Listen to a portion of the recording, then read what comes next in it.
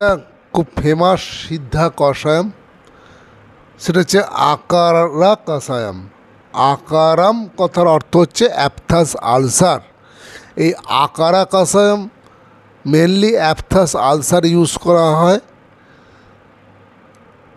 এই আকারা কষায়ামে যে ইনগ্রেডিয়েন্টগুলো হলো, তার মধ্যে মেন ইনগ্রেডিয়েন্টগুলো হচ্ছে অর্জুন, খদির, নাগবল্লী এবং বাবুল। আকারা কষায়ামের যে রস, সেই রস কষায় গুণ সম্পন্ন এবং বীর্য শীত। এর ম্যাক্সিমাম ডোজ হচ্ছে 60 ml করে দিনে দুবার খাওয়া দাওয়ার আগে। এবং আকারাম কষায়াম মেনলি অ্যাপথাস আলসার বা মুখে ঘায়ের জন্যে বহুল প্রচারিত, বহুল প্রসিদ্ধ একটি ওষুধ।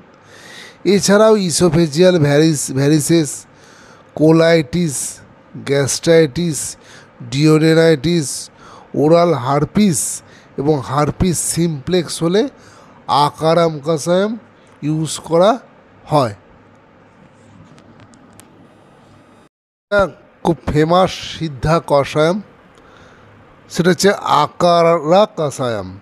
আকারাম কথার অর্থ হচ্ছে অ্যাপথাস আলসার। এই আকারা কষায়াম মেনলি অ্যাপথাস আলসার ইউজ করা হয়। এই আকারা কষায়ামে যে ইনগ্রেডিয়েন্টগুলো হলো, তার মধ্যে মেন ইনগ্রেডিয়েন্টগুলো হচ্ছে অর্জুন, খদির, নাগবল্লী এবং বাবুল।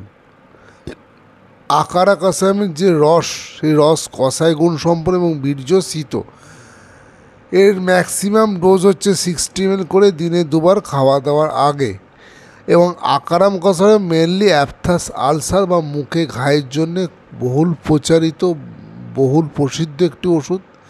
এছাড়াও oesophageal varices, colitis, gastritis, duodenitis, oral herpes এবং হারপিস সিমপ্লেক্স হলে আকারাম কষায়াম ইউজ করা হয়।